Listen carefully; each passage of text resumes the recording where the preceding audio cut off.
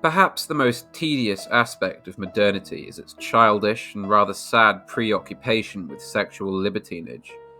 It is tedious because today we are not only bombarded with the cheap and manufactured promises of erotic temptation, but because we fail to understand what makes sex a truly worthwhile activity beyond basic biological function or mere momentary pleasure.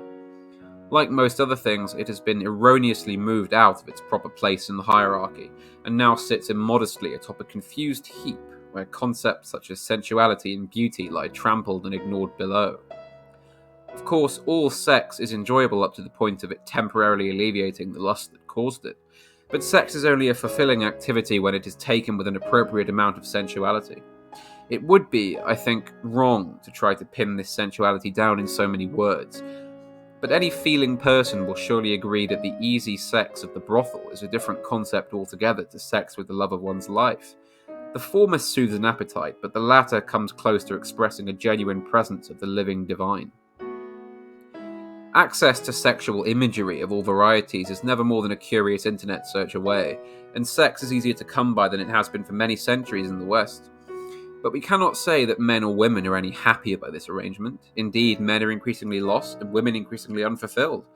All we can see is that sex has become yet another corporately sponsored commodity, churned out like so many bars of chocolate to satisfy a base need, perhaps the basest of needs.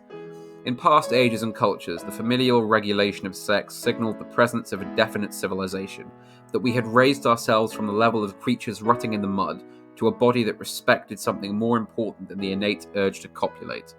The most aristocratic of all parts, that of the secluded monk, included strict celibacy for this very important reason.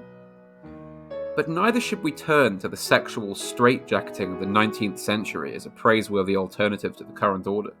Although sensuality and beauty remained highly regarded in words and letters of the day, the throbbing bourgeois paranoia that manifested around sex shows us that in reality, Victorian prudence was just as philosophically lost as the sexual liberation of today.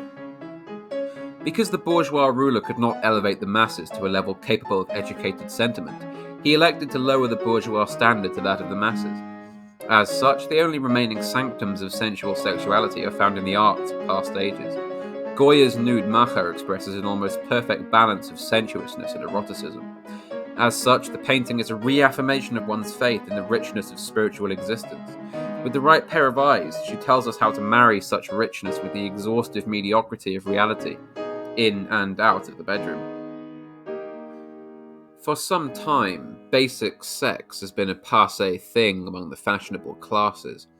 In a semi-discreet way, hidden behind the false graces of eroticism and the ease of anonymity in the modern day, a race is held to find the most extreme perversions, the most lewd expressions, the most exotic taboos.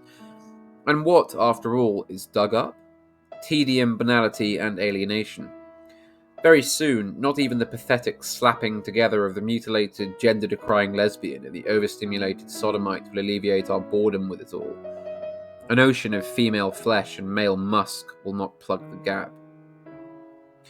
It would be a tremendous mistake to think that this age of democratic libertinage is somehow a novel occurrence, or that once stopped, the lessons will be indefinitely taken to heart.